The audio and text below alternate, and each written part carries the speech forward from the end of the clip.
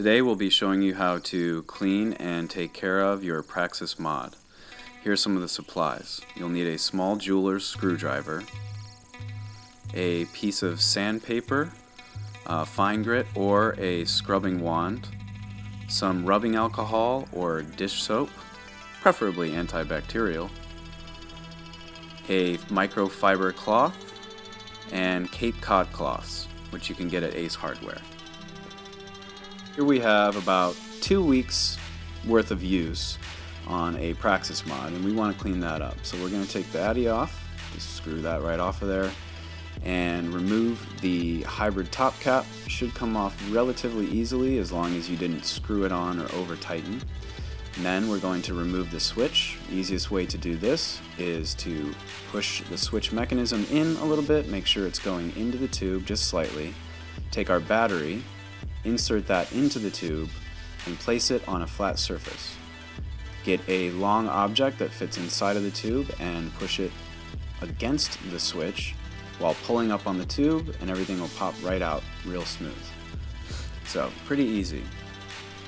Now, to focus on the areas that we really want to clean, we start with the top cap. You really want to get this cleaned up, especially the threading on the top cap. You want to maintain that as much as possible.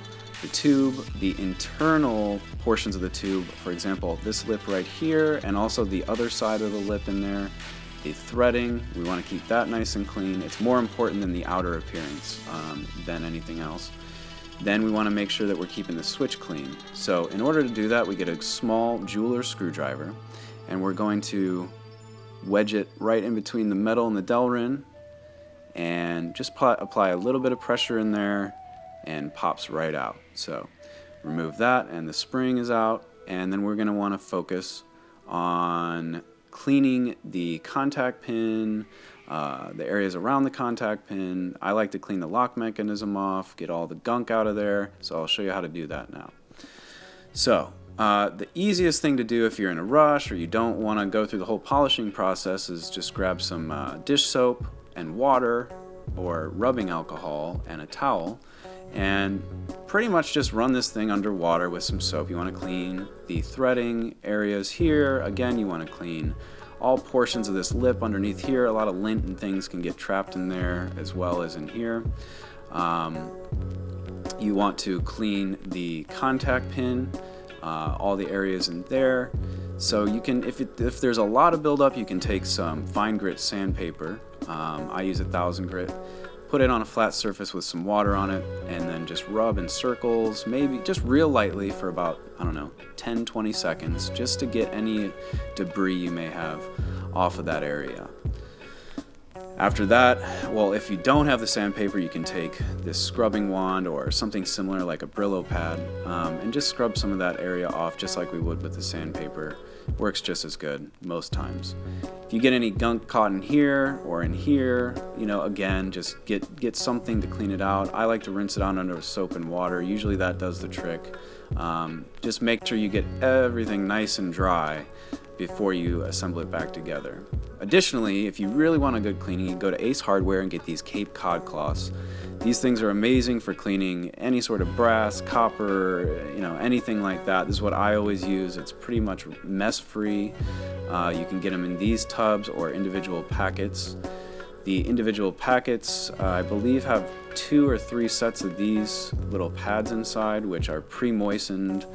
You don't need to do anything. You just take it right out of the packet, open it up, get whatever component you want to clean, and whether it's the switch or the tube or the top cap, and just start going to town. Just rub this stuff on there. It starts to take all the debris, all the patina right off. You can clean a whole mod in just a few minutes. So you rub that on there, get your microfiber cloth, and just polish it out. Polish it out. You want to make sure you really get that area cleaned up. You don't want to leave any of the Cape Cod material on your metal components, especially your firing pin. So you want to make sure you get the threading, the lips of the tube, the inside of the tube, just all areas. Oh, and don't forget to clean the top cap and the threading there as well. Get inside the tube everywhere with this Cape Cod cloth stuff, and it will, bring everything pretty much back to new. Again, don't forget the top cap. So you want to get that nice and dry, as I've mentioned already. So as you can see here, just rubbing that, and you get pretty much restored back to its original finish. So if you're like me and you don't like to have any grease or anything on there, this is what I do to keep everything nice and clean. At this point, all we need to do is reassemble the mod. So first things first, put the spring in the switch housing, take your dowel ring, put that back into the switch housing as well. And if I can get a close-up here, I can show you what I like to do is I like to just push up and down on the dowel ring with the spring inside just to make sure everything's returning properly. This is really important to making sure that the switch feels good, nice and smooth, everything's normal. You want to make sure that the spring isn't catching anywhere or the dowel ring isn't catching anywhere on anything. So that's one thing that's going to really help the feel of the mod. To put the switch back in, we're going to align this part of the lock mechanism with the little lip on the tube.